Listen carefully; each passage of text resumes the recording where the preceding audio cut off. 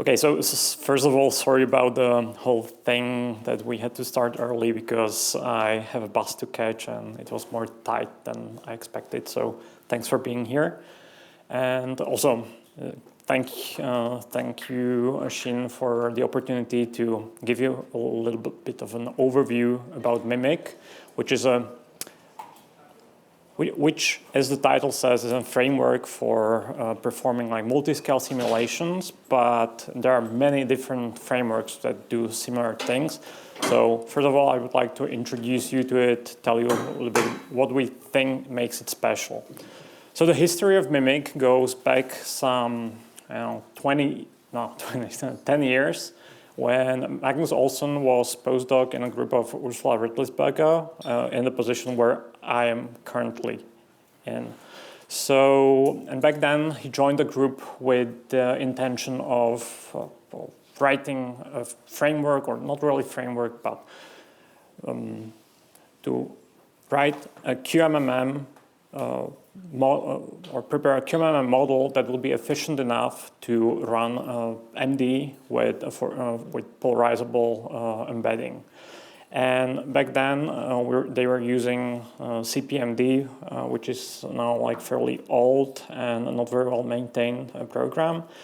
They had a QMMM interface in that, and they decided first to come up with something slightly more flexible, but yet efficient. And that's how originally work on MiMiC started. And you already learned about how to perform the QMMM MD with QMMM MD with GROMACS and CP2K. And here I also present like an alternative to do this, and then tell you why this could be potentially interesting. So going back to those motivations, you as computational chemists or biophysicists or maybe material scientists know that there is like plenty of computational chemistry software out there.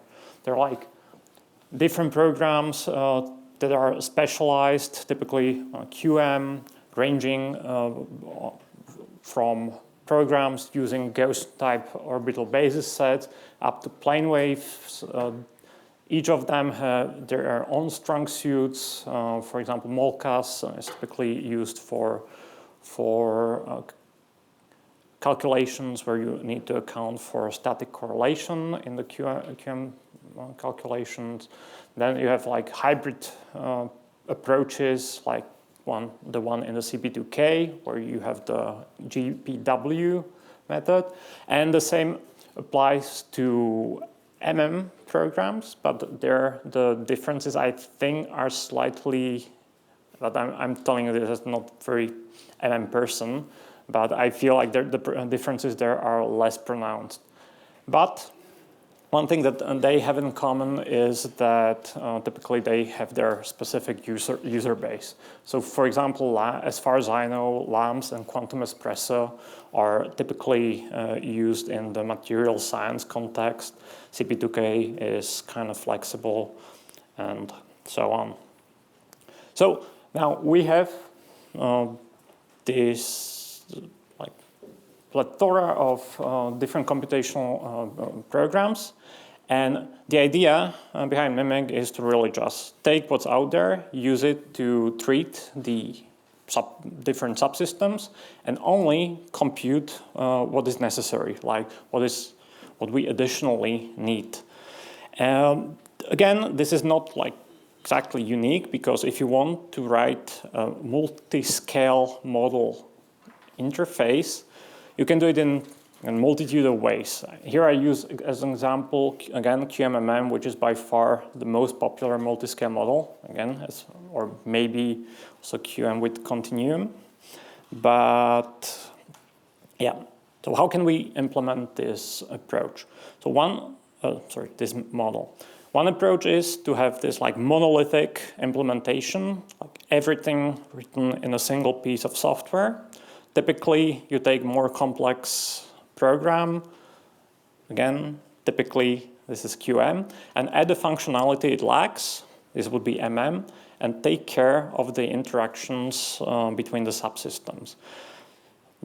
The other approach, slightly more flexible, is that you take two different programs and you write a sort of interface which can be realized through like network communication or just simply I/O operations. Like, for example, one program runs everything, writes input files for the other program, launches them, and then reads the outputs, and we proceed with the simulation further.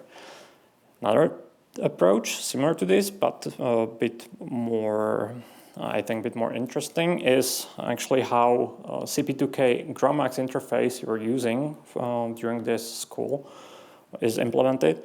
And that is, you compile one of the programs as a library and then link it to this other program that then just calls different routines from this other program as necessary. But in my opinion, the most interesting approach are these integrative frameworks where you take different programs and create like intermediary between them that basically handles the communication and interactions, and these offer the like most flexibility compared to the others, and also in terms you allocate the computational resources, but also in the choice of your software. And MiMiC is one of these, or is an example of this last approach. So it is an open source framework, multiscale modeling, which adopts this multiple program, multiple data approach. And what does it mean? It means that here this square represents your system. Different colors represent your two subsystems. So the dark one can be, for example, QM subsystem. Large one is your MM subsystem. And first, you launch all the programs that are treating the individual subsystems. So we split this subsystem and assign it to these different programs. Then MiMiC is there. It kind of handles the communication, which in MiMiC is realized through MPI. So it's network communication. And then if any interactions arise, it computes them and propagates the system in case of MD simulations. So how does it work? One of the main design principle of MiMiC was to the principle of least interference with the underlying parallelization of these external programs. And since MiMiC itself, it's not really heavy, but is heavier than something less heavy. So we split this into two libraries. So MiMiC that basically controls the simulation is linked to the simulation driver. It is typically a program that performs the propagation of system in time. And then the other external programs are only linked to this MCL, which used to stand for MiMiC Communication Library, but we now just refer to it as MCL. And that one is very non-intrusive, and the whole thing operates on this request-based approach. So there is this server-client relationship between the simulation driver and external programs, and the simulation driver gives commands or sends issues requests, what it needs from these external programs. That's the approach. Now, first of all, since you've already learned about QMMM, and since we do it in a slightly different way that compared to the approach taken in CP2K, I would like to quickly go through that. Then, since this is not really accompanied with a practical hands-on session, guide you through setting up a simulation and interpreting the output, so on, just so that you get an idea how it looks like. Finally, since one of the flagship features, I think, for MiMiC is its flexibility combined with efficiency and high performance, I'll just go through some benchmarks, and so on. And finally, would like to list some of the features that are currently there or we are working on. Starting with QMMM. So you already know,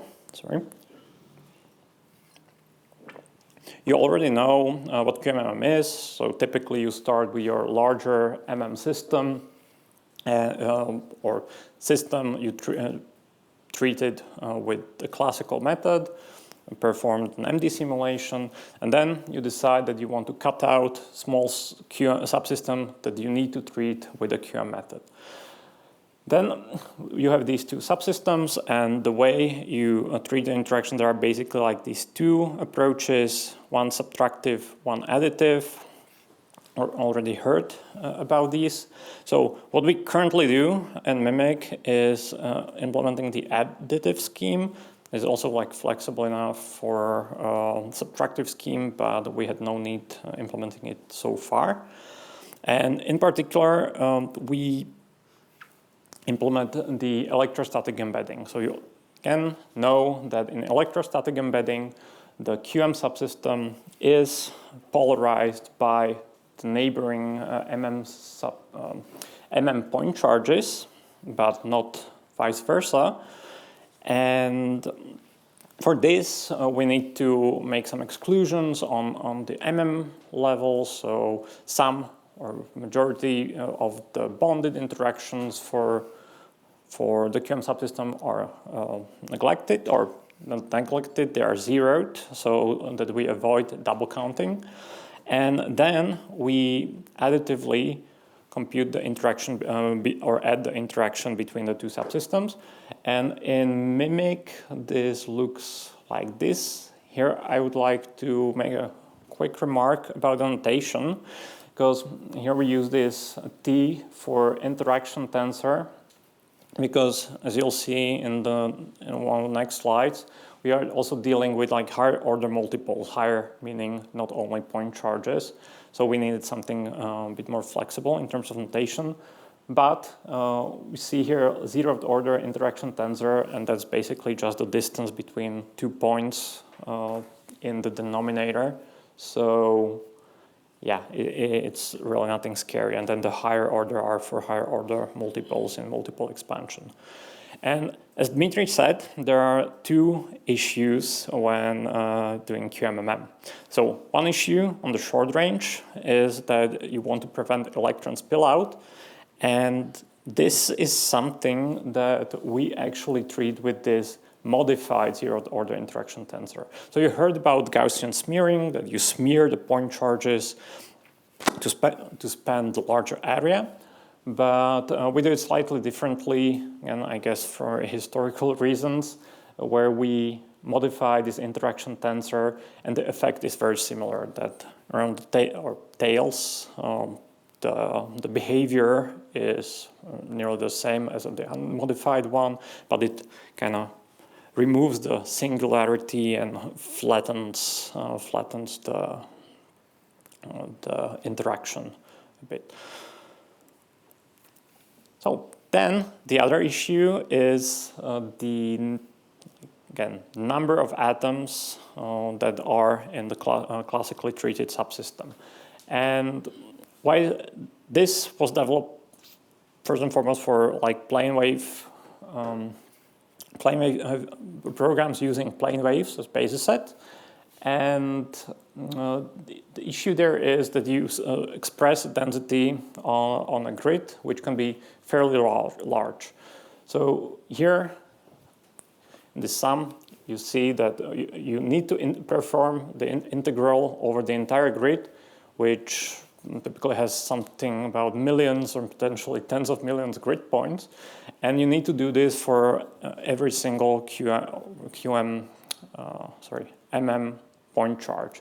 And again, this spans anywhere between tens of thousands and millions of point charges, which can get expensive rather quickly. So unlike in CP2K, where they perform the GEP, or they adopt the GEP approach, we do something different.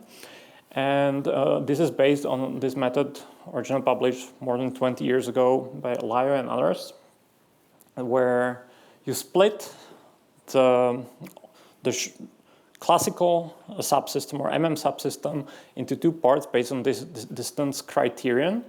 So you have short-range atoms and long-range atoms. Short-range atoms interact explicitly exactly like you've seen in the previous slide, while the long-range atoms only interact with the multiple expansion of the QM subsystem charge density. And this is, won't see it. So yeah, this is the multiple expansion, and there you see the interaction tensor in this general form. So this can drastically lower the cost of using this method. What's really convenient about this is that this is controlled by two parameters, so you can really tweak them so that your simulation is as accurate as you need while it is cheap as you can afford. And this is actually something that was new in MiMiC, because the original scheme proposed those 20 years ago was had hard-coded multiple expansion order that had to be used. Now you can adjust that. The other parameter is, of course, the cutoff distance or cutoff radius for the short-range atoms. And how does this look like in the actual application? Is this. So in both of these plots, we show the effect of changing these parameters. So on the x-axis, we have our cutoff distance, and the color gradient, which I hope are distinguishable here, represent the multiple expansion order used for that particular simulation. And here in the left plot, we compare the maximum error in forces against the full short range, against a reference calculation where we treated all atoms as short range. That means we accounted for the interactions exactly. And you can see that if we don't really use any multiple expansion for the long range interactions, this error or maximum error decays rather slowly with increasing the size, and it gets really expensive, or it can get really expensive really fast. But if already, when we include, say, 1, 2, 3, 4, 5, let's say, or sixth or the multiple expansion and sixth order around here, so we have like 28 Bohr. We are much closer to the actual accuracy of the fully exact simulation, while the cost is significantly lower. And we see this in the right plot, where we show the time spent on computing these QMM terms with respect to the full short-range treatment of all of them. And you can see for the one that we picked for this, let's say, fairly large, semi-large system of 140,000 atoms, this results in a cost is like something like 1.5% of the time that you would need for a full treatment of these interactions. Then, since we are running several programs concurrently and we're performing the simulation, or MiMiC controls the simulation, there is this workflow that it follows. So now I'd like to guide you through. So first of all, when you launch everything, MiMiC has no prior knowledge about the subsystem. So these different subsystems are only defined in the client programs. And once you launch it, first MiMiC needs to gather the information about your subsystems. So it collects the data for like numbers of atoms, types of atoms, their masses, their charges, and so on. It collects all this data and uses it to allocate, first of all, data structures in MiMiC, and then also to allocate data structures in the MD driver, because you need to know it so that you can like propagate the system. Then, once everything has been set up, it enters the main MD loop. And in the main MD loop, we always start with updating the coordinates. Then these coordinates are distributed to the individual client programs. And as soon as MM program receives the new set of coordinates, it can just evaluate the force field terms, and you get the energies and forces for the classical atoms. On the QM side, it is slightly more complicated, and that is because since we do implement the electrostatic embedding, MiMiC first needs to compute this QMM, like external polarizing potential from the information it has from the classical atoms, and then it sends it to the QM program. This program then solves the QM equations. Typically, what we do these are Kohn-Sham equations because we do DFT. And once converged, it sends the electron density back to MiMiC and then sends energies and forces on the QM atoms back to MiMiC. MiMiC collects all these components, computes the QMM components of energy and forces, sums up everything up, and passes them back to the MD driver, which uses it to update velocities and next step update coordinates. And of course, in the meantime, if you are using thermostats, it applies thermostats and so on. Since everything is in motion, this means that some of your atoms might like diffuse over time. So every now and then, and this is another like user-specified parameter, you need to resort your classical atoms into these short-range, long-range atom groups. So yeah, you also can set this up. Now, let's have a look how does setting up a simulation with this look like.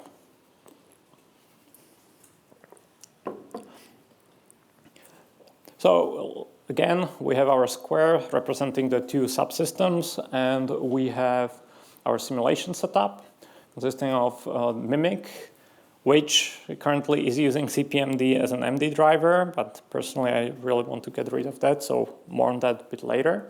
But CPMD as the MD driver, CP2K is there to compute contributions of the QM subsystem.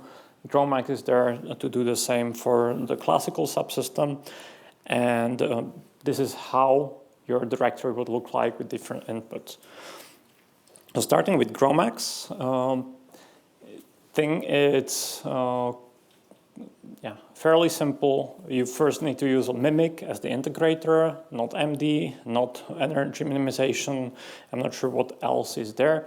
Use MiMiC, and then you need to specify, because we do this exclusion, you need to specify the group of atoms that are actually treated with a different program, so they can zero out the point charges and so on. You can do this by opening your favorite molecular editor, VMD, PyMol, whatever. You just select your subsystem, store the indices of the atoms, create an index group in MiMiC index file, and then you just need to specify that you're gonna use these atoms as QM atoms. In CP2K, it's even easier because there you only specify run type, it's MiMiC. But yeah, so something I forgot several times to mention here, but at the moment you need to choose a Poisson solver that allows you to treat the isolated system. So you need to decouple your system from its periodic images, because currently we don't support periodic calculations. But you only need to do these two things, and then everything is set on the CP2K side. And then in CPMD, you see the input only contains keywords related to the MD. So we have time step. This is in atomic units, so that's like quarter femtosecond. Then we have a maximum number of steps and some settings for the NOSA-Hoover thermostat. And we have also like specific MiMiC input for which we use this TOML language. And in MiMiC, you need to specify, okay, what is my actual simulation box? You can do this manually, or you can just tell it to use the box of the subsystem 2, which here is GROMACS, and which kind of makes sense because that's a larger one. Then it needs to determine the overlaps between the two subsystems. And again, this can be done manually, but can be quite cumbersome. So if you use exactly these two programs, MiMiC determines these overlaps based on the way the atoms actually overlap. So you can also like add some distance criterion so that you are sure that you get everything you need. And then we have these settings I mentioned for the QMMM interaction. Finally, you just launch everything with this MPI run with like you see the different binaries. Here you launch with 4 MPI processes for CPMD and MiMiC, 4 for CP2K and 1 for GROMACS, because the GROMACS will always be much, much cheaper compared to the others. And yeah, that's it. And with the newer version, I'm not sure how new it has to be, but now I feel like almost everywhere with newer version of Slurm, you can launch the job basically using the exact same approach. So once you launch your simulation, MiMiC first prints some information about your simulation. So it starts with printing information about subsystems. So here we have an example of a QM subsystem treated with CP2K. We see how many particles there are. Let's see what is the box of this particular simulation, number of grid points along these different vectors. And that's it. And this is how the output from printing the overlaps looks like. So just you can inspect and make sure that the overlaps were determined correctly. So you see here that, yeah, carbons were assigned, carbons in GROMACS were correctly assigned to carbons in CP2K, and so on. Then, of course, you can track the results of your simulation in outputs of these individual programs, but we also wanted to have some comprehensive output where you can see everything at a glance. And this is how it looks like. So for each MD step, it prints the information about subsystems with potential energy. Since we also update velocities from the MD driver, you can track the temperatures of the individual subsystems, and then we have the different kinds of energy for your system. So it is like total potential energy meaning including kinetic energy, and also if you're using thermostats or something, conserved energy for the entire system, including thermostats. Yeah, regarding the parameters and benchmarking, like I mentioned, this is also automated. So normally you specify the parameters for the QMMM like that. You just add 2 values. But if you like to benchmark them, you just turn on benchmarking, and then the input will accept arrays instead of individual values and perform the benchmarks for all of these parameters, or for all of them, their combinations. And then you get an output where you can like easily inspect, all right, for that 2 parameters, what is the error in energy, what is the maximum error in force, and what is the mean error in force. Because first it will compute the reference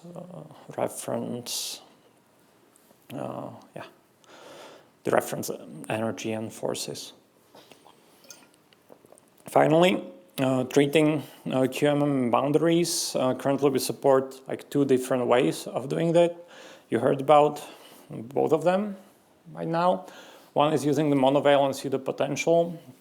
So for that, we added this keyword into CP2K, which is going to be there soon, monovalent, which sets that atom to be monovalent and contributing with a single electron. And ideally, they should be accompanied with a potential that has been, like pseudopotential that has been optimized for such use. And if you do it, here we used a pseudopotential that has been optimized for replacing the CP3 carbon. And you see, and this is just like visual inspection, that the ISO value for density represented by this grid is fairly similar to the full system. Alternatively, if you can't do this, for me this would be the preferred option if there's the possibility. You can also use link atoms. And for link atoms, you just add additional atoms in your QM subsystem, typically hydrogens, and then when this is like the newer version of overlaps. So here you can inspect that, all right, there are like 10 unpaired particles or unoverlapped particles. So it will use these 10 particles as capping atoms for your simulation. And the position of them can be determined in different ways. One of them is just leaving it moving freely, so then you'll really propagate them as well. Or then, again, something I would prefer, is putting them in position, like relative position between the QM and MM atoms that, for the bond that has been broken. Or, and you can do this with either scale distance relative to the position of these 2 atoms, or you can specify a fixed distance. Potentially, there are more to come. So to be able to all this and really to introduce like new programs into the ecosystem, we had to the code has to undergo like major refactoring. So first of all, I would like to demonstrate, not really first of all I want to demonstrate now is that it is not only stable, but mainly modular and efficient.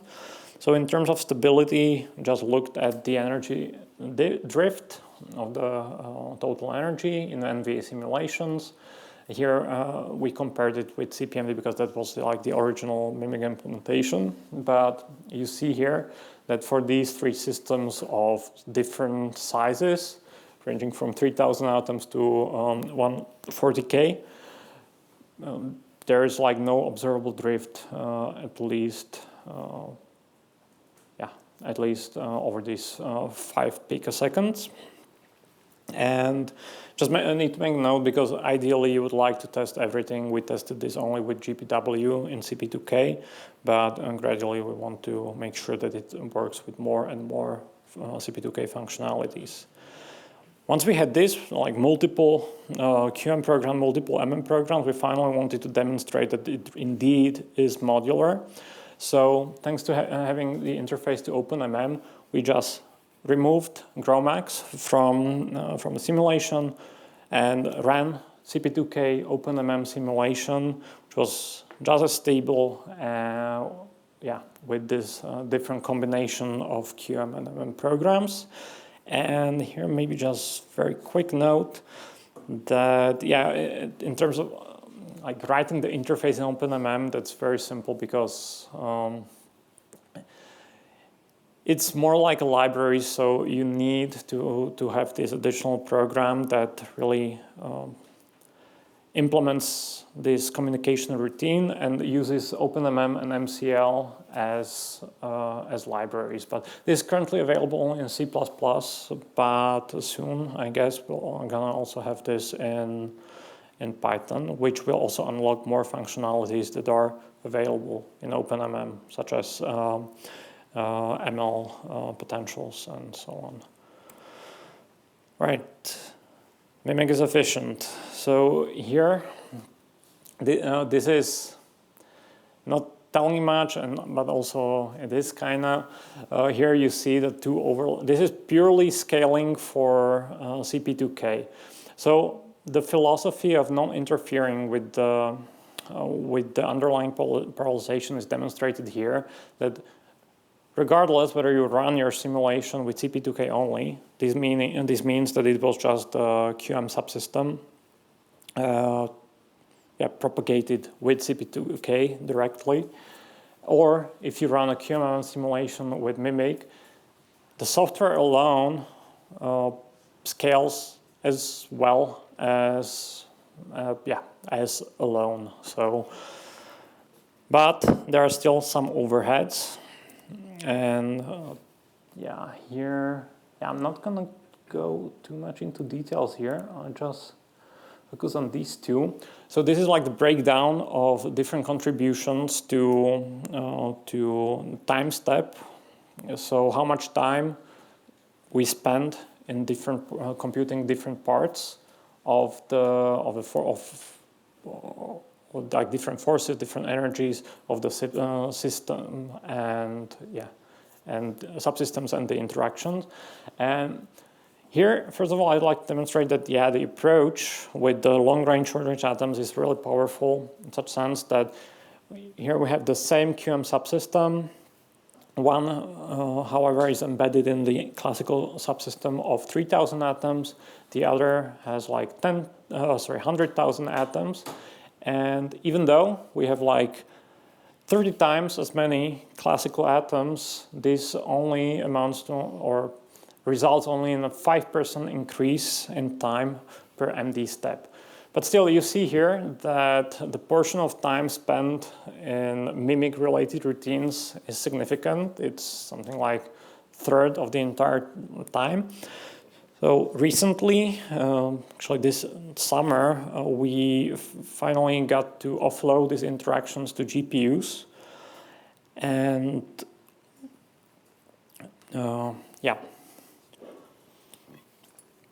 these are like very preliminary results because I literally ran them this past weekend just to have something. But I wanted to show two things. First of all, this is a different system. It's also run on newer hardware, but as we learned, that doesn't necessarily mean much. But it's a much larger system, and I just wanted to demonstrate that now with the offloaded interactions, which can be turned on with this simple keyword, these two additional parameters doesn't really need to be tampered with. But running on a single node, again, very preliminary. I haven't really optimized. I did some basic optimization of the way we run a CP2K here, but not too in-depth. And also the reference here are already like 4 Grace Hopper 200 GPUs. So just wanted to demonstrate that with the number of GPUs, at least on our side, it scales quite well, but still it's much simpler than what's going on in CP2K. But we were able to squeeze this time spent in MiMiC routines to below 10% of the overall time. One last benefit that we see in MiMiC is kind of lame because I've already been showing this since maybe a year and a half ago, but we still haven't tried it out. But I think it's becoming more and more relevant, and we do this soon. So many new supercomputers like Lumi, you have these like modular approach. You have different partitions with different hardware. You have like GPU accelerated partition, and then you have just CPU only partition. And this will also be true for Jupyter in Jülich, where they also want to adopt this modular approach. And we believe, still, it's just a belief, but again, trying it out soon, that MiMiC might be perfect for this. Because in principle, Okay, we have here this fictitious 3-layer system. In principle, you can run the individual programs on different partitions and just efficiently, or depending on how efficient they perform on the specific hardware, just without introducing any significant overhead from doing it so. So this is like one of the strongest use of MiMiC, that you can really tweak your simulation setup and allocation of resources for individual simulation components, that is, individual programs, yeah, specifically. Yeah, finally, so what we can offer. The original implementation of MiMiC was just this glorified QMMM interface for CPMD, which I already mentioned, and it only supported GROMACS. So the refactoring was necessary to really be able to replace the QM client program with a different one, because it was fairly tightly coupled with CPMD. But that allowed us to introduce CP2K. And on the MM side, we have other 2 programs available. One is OpenMM, and some in somewhat finished form also TinkerHP. I'll also get to that slightly later.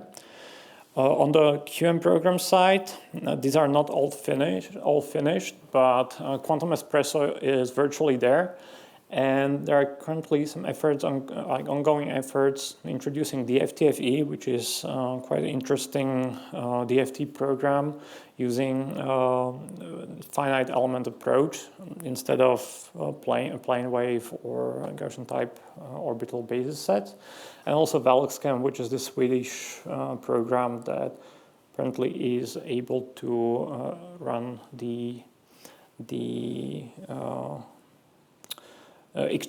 basically compute the exchange integrals quite efficiently on GPUs. So, but that one's quite early, but we already have like one person that really wants to work on this. The other thing that's quite neat, apart from this modularity and having like different combinations of programs, is that once you implement something directly in MiMiC, it is almost immediately available for all the programs that have already been introduced into the framework. And we now have these DRESP charges and multiples. So if you know RESP charges, which stand for, which are the charges that are fitted to reproduce the electrostatic potential of the QM region, and during the fit, you restrain them because otherwise they would fluctuate quite a lot. And typically, this is done. You create a set of probe sites, which is like a union of spheres around your system, and you fit the charges placed in the places of the nuclei to reproduce this electrostatic potential of the QM region or QM subsystem or QM system in that case. This dynamically fitted means 2 things. It's again kind of older method, but yeah, but here we also generalize it. But first about the method. So this is the loss function that you're trying to minimize. You have the distance.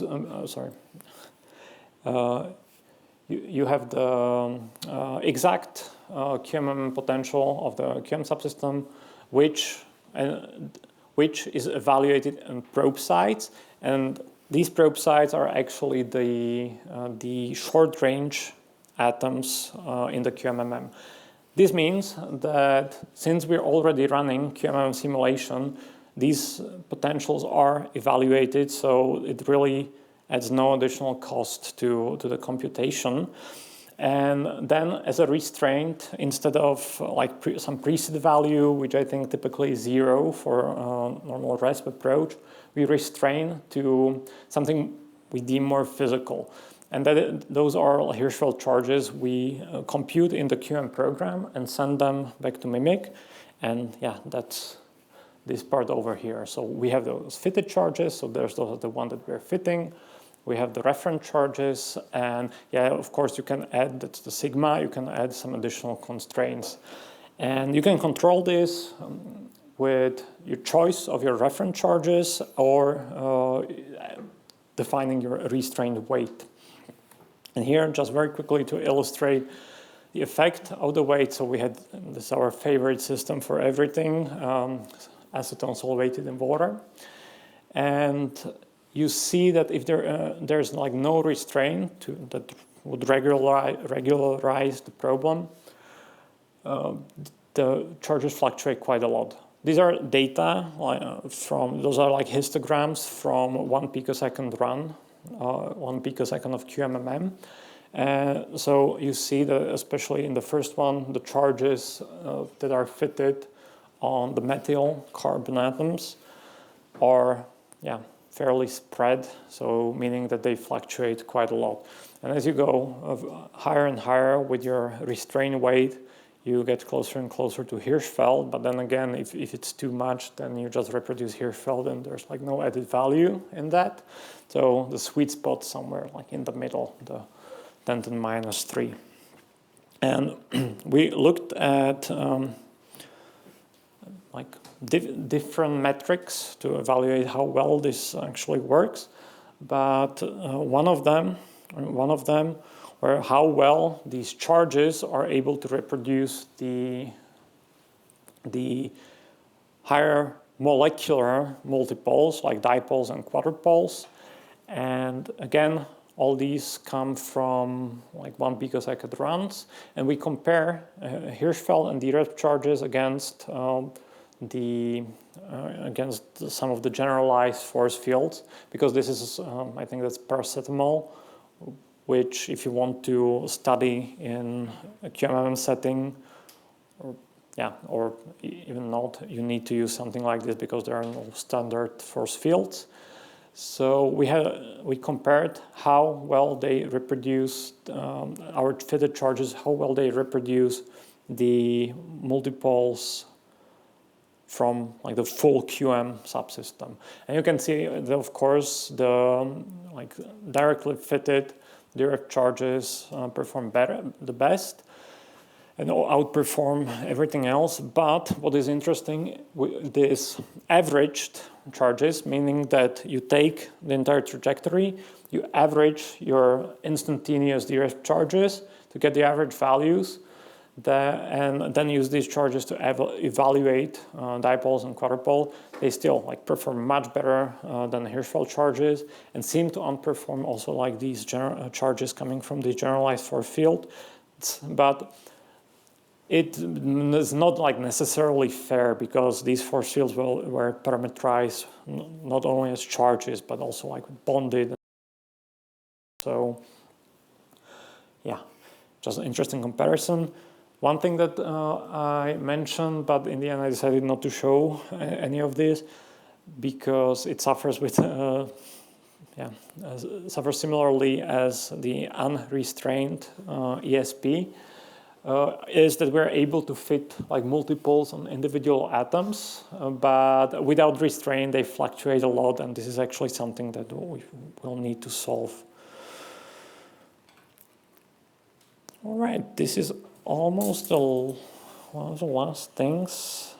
It's just interesting, but I'll just very quickly describe what's there. So currently also working on being able to run multiple time-step dynamics. So multiple time-step dynamics, they're already applied in the classical setting, and they're based on the separation of fast and slow force components. And the idea there is that if you're able to separate forces into these two components, you are able to propagate them at two different times. You can decompose your propagator and you use the high level slow forces every now and then, and these are typically also more expensive to evaluate. And in the Born-Oppenheimer MD context, this means that you have maybe 2 levels of theory. You have your DFT using PBE functional as a low level. You have your high level method, placid perturbation theory of the second order. And you see that they are rather like shifted, but don't differ that much. And indeed, when you take a difference of the methods, you see that it changes rather slowly.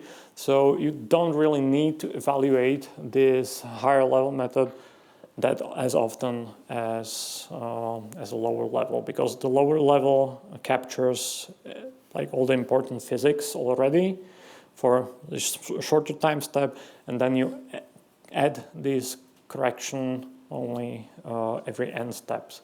And here we're, apart from re-implementing it because it was available for old MiMiC, but now everything has changed, so we're re-implementing this, and also exploring different ways how you can push this, this outer step where you perform the high-level calculation further apart using machine learning approaches.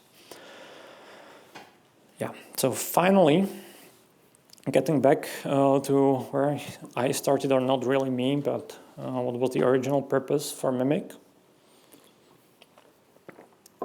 And that is that finally getting somewhere with the implementation of polarizable embedding.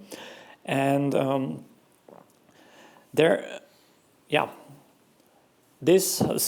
you now know that in mechanical embedding, you don't really have, you only account for a subsystem interaction only on the classical level because the way you implement it. In electrostatic embedding, you have polarization of the quantum subsystem, but not the other way around. And in polarizable embedding, you would like to your subsystem, which you describe with some polarizable force field, to react on these instantaneous changes as you converge your quantum equations in a QM. And yeah, in doing this in MiMiC, it means that we need to expand this particular step. So when we solve the QM equations, there's additional communication that needs to be taken care of. And again, there are like additional terms that appear. So we had like this electrostatic energy as computed before, but then we have also this induced energy or QMM energy. And the way we're doing it, we are working with this DFT amoeba model that has originally been implemented in groups of Benedetta Menucci and Jean-Philippe Picuma. And yeah, it just, in our context, it works like this, that each SCF iteration in the QM engine, you need to pass the updated density, which MiMiC then uses to compute the field, the QM field, on the sites, then passes it further to the engine that supports amoeba force field, and uses this QM field to solve these polarization equations in its presence, passes these 2 sets of dipoles, typical for amoeba, back to MiMiC, which uses them to compute the updated potential, passes it to MiMiC, and this way it's like self-consistent between the and QM side. So we already, you see that it's from preprint from last year, so it's not yet completely finished because there wasn't that much time, but now we're getting back to it. But we have this kind of working for like single point calculations, and now we would like to really make sure that it's efficient enough to do the same for MD simulations as well. All right, very quickly, other plans we currently have. So I already mentioned that we have Fortran API virtually C++ or C API for both of these libraries. Soon, hopefully we also have Python API, which we like consider being this holy trinity of scientific computing, even though there are now also other options, but I guess everything can be reduced to this. And of course, we try to talk about MiMiC as this multiscale framework. At the moment, it supports QMMM, but hopefully soon we will be able to start working on, like, first of all, true multiscale models spanning multiple scales than just QM and MM, or multi-layer approaches with maybe multiple QM subsystems treated at different levels of theory and so on. But yeah, this is very early. Yeah, so I hope that you now kind of believe me at least a certain degree that MiMiC is flexible and modular and everything I mentioned. But very quickly, like, describe what's the current status of things, because there's a lot of work that went into this and there's some work still ahead. So we plan a new release within the next few months. Currently, we are polishing the code. We're not really adding any new features. If you're interested, you can have a look at this website, which is at the moment not updated, but will be soon. And with all this, we currently aim to release this early next year. So also, like, having different interfaces and different programs. So just to have an idea, what's the status? Again, these are like numbers that, yeah, I guess, but it's like 80% there in terms of everything we want to do for this release for MiMiC. In terms of interfaces in CP2K, everything's there. We just need to introduce it, like, to the develop branch of CP2K. GROMACS, it's slightly more difficult because the interface was there, but it got broken. But we fixed it. But we need to get it in GROMACS. And OpenMM, as I described, it's much easier there because you don't really need to make any changes directly in the OpenMM code. So yeah. Soon, now we are really aiming like on January. So if you are interested or feel like this might be useful for whatever you do, we'll be also happy to help you with that once it's done. So yeah, that's it.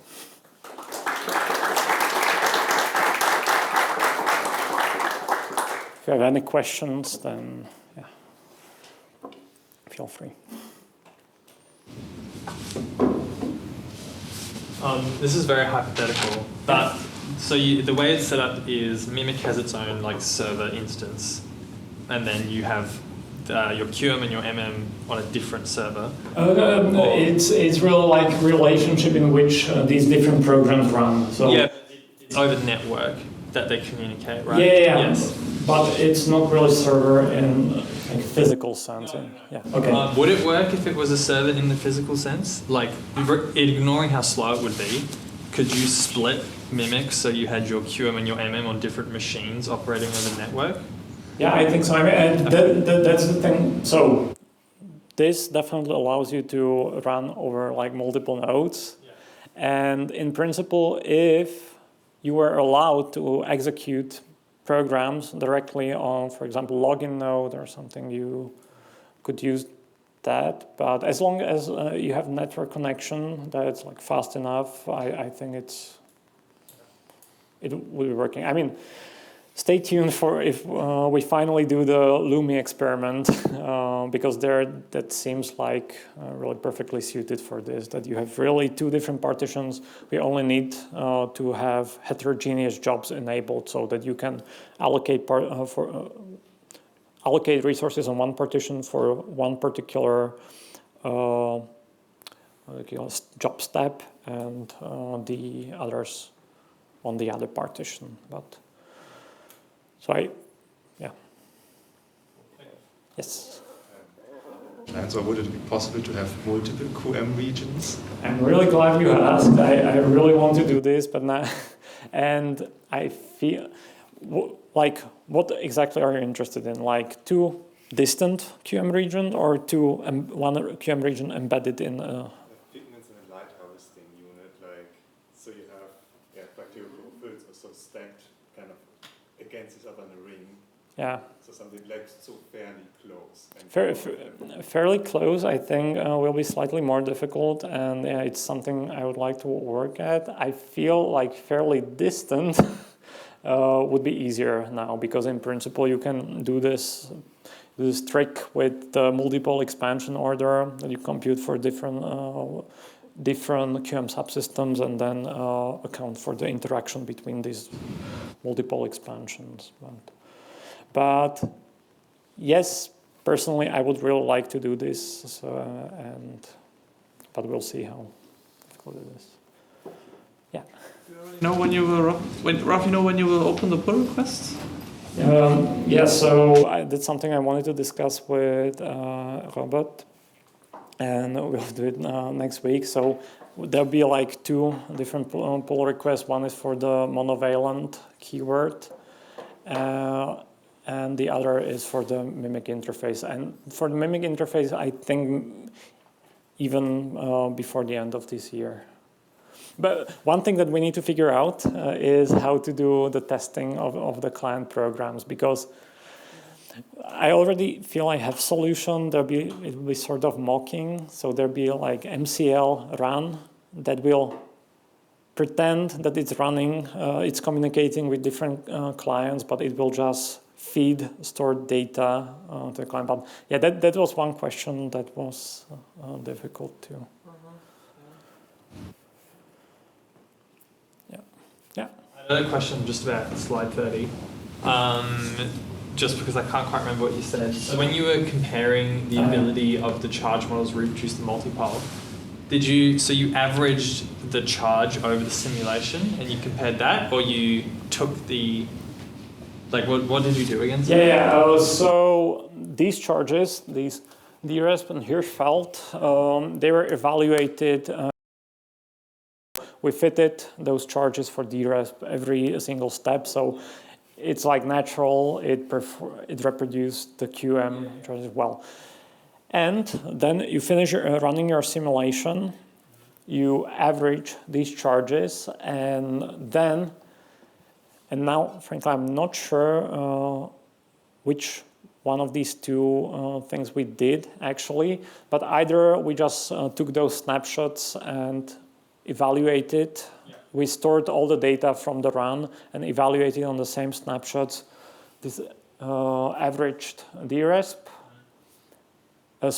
Used these average DRESP charges and evaluated the molecular dipole and molecular quadrupole moments, or we ran another simulation where we used them. But this was my colleague who ran them, and so I can't tell you with absolute certainty. No, that's okay. My other question was going to be, is there, because I do work in charge fitting, but I don't do much work in actual simulation. Yeah. So is there a secondary method you can use to validate the charge models? Because you could also just do direct fitting with no restraints and you get an even better fit, but way more noise. Yeah, but there's the thing, when you, as far as I know, when you do direct fitting, you end up with this like very fluctuating But then I guess another point is that even though they're way more noise, they're very different to the Hirschfeld charges. They are, yeah. So, but that's the thing I was saying, that this seemed to be a sweet spot, but of course it needs like proper validation, because these were just few things we can come up with that we can use for our validation, but there are again like more plans with this, because then you can use these charges, but for using them, you need to be sure that they reproduce. thank you. Yeah, thank you for your question.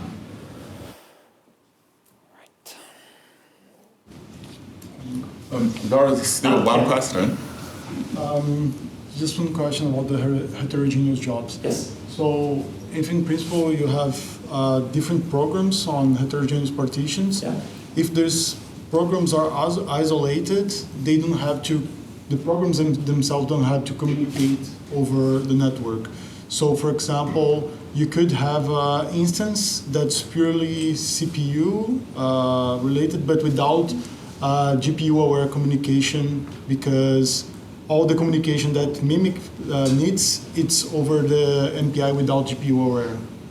Did I understand that? Yeah, it just really MPI communication. So as long as it doesn't. It's always from host to host Yeah, the program. Okay, now I understand. Yes, at the moment, always what we do is first, if we have distributed data, we collect this data on the rank 0 of the particular program that's running a simulation, send it to MiMiC, that receives it and distributes it. And first we were afraid that was actually what this part was about, that we introduced this need to collect everything on a single process and then scatter everything from a single process. And we're interested if you go towards more and more distributed calculations, if it affects or if it becomes a bottleneck. It didn't seem so. So right now there's really just this like funnel, you collect everything, pass it to a different program and distribute. So, and yeah, in terms of communication between these two different parts, as long as they are connected with network, then you can use it. Or we believe so. Again, we haven't tried it out yet. Okay. Okay, if there's no question, let's thank Andy again for your time.